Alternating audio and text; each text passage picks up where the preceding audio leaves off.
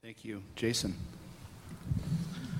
Hi everyone, afternoon. My name is Jason. I work for cybersecurity in Malaysia, and we're pretty much a government agency looking after computer security policy and national level initiatives. Just to clarify just now, I think Darren mentioned that it took me 28 hours to get here. I don't want to dissuade you from coming to Malaysia. So the flight actually takes 16 hours if you manage to catch a direct flight from LA to Kuala Lumpur. Due to my special travel arrangements and the fact that my CEO, Colonel Hussein Jazri, who was supposed to be here, couldn't make it at the last moment.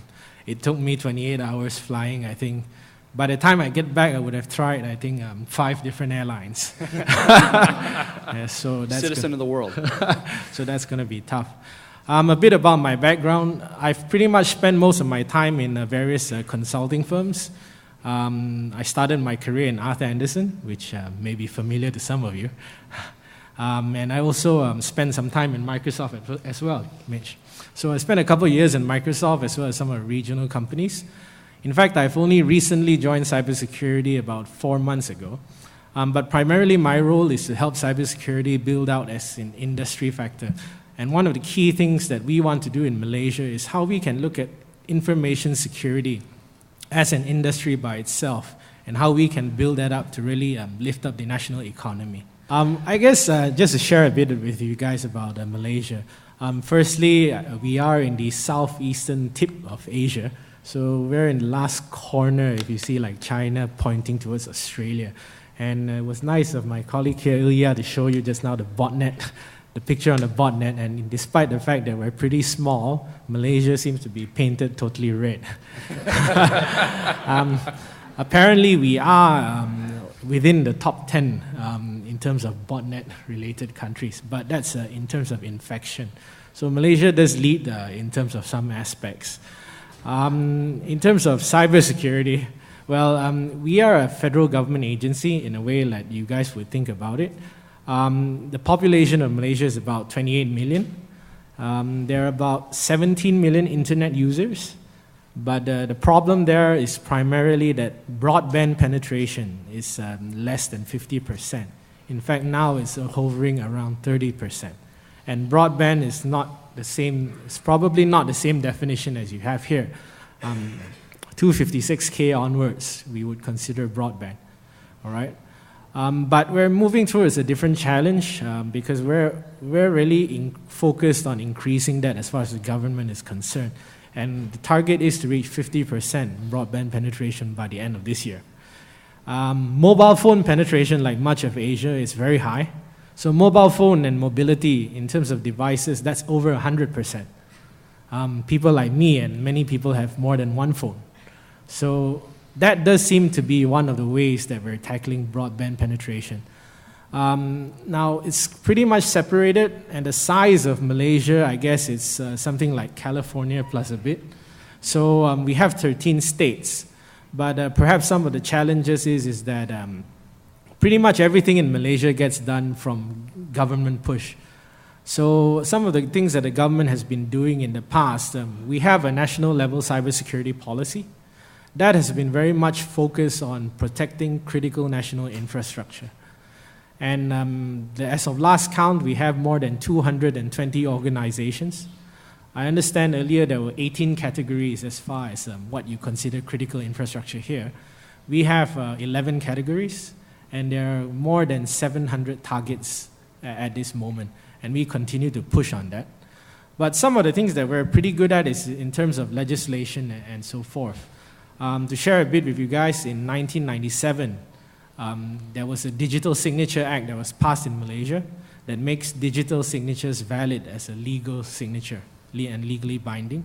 In 1999, we had the Computer Crimes Act, and the Computer Crimes Act is broad enough to say that any misuse of computing devices can be a crime.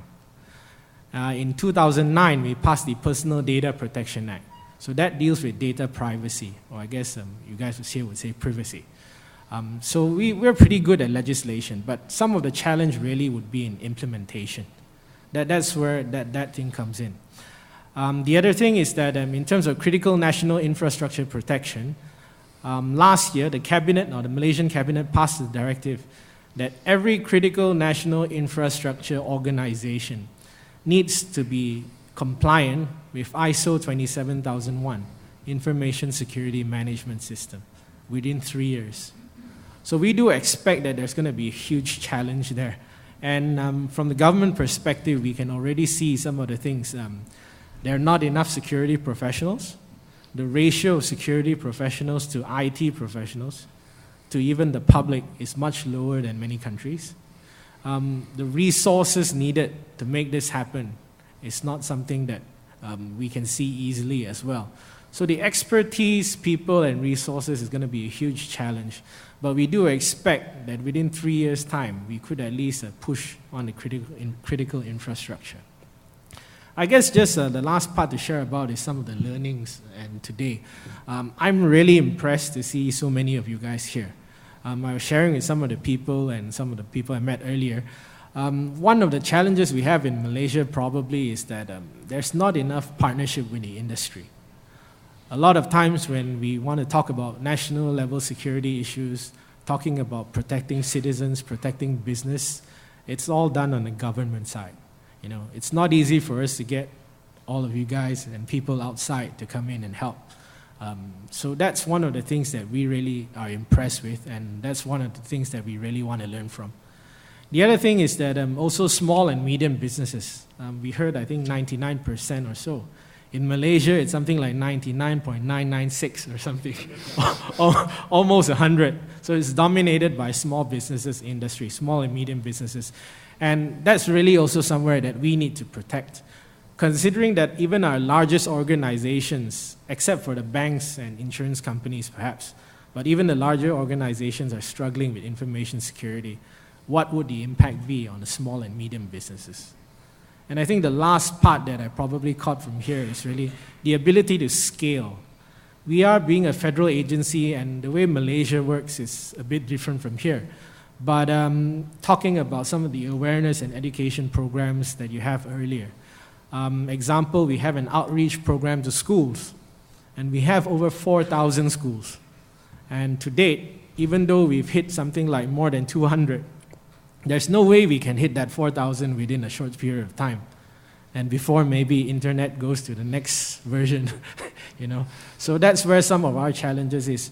How can we actually utilize the network, I think, to scale, utilize people to move around, and perhaps utilize technology and others to move that. So that's a huge thing for us.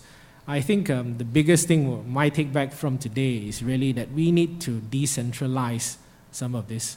And as we go home, as I go home, sorry, you know, we've got to really roll it out in a different way and really build up partnerships in different states, in different cities. I love the fact that you guys have the state cybersecurity advisor. I think that's something that I really love to push. In fact, I love to push it at major cities, to have a major city cybersecurity advisor as well. So, thank you. Thank you, Jason.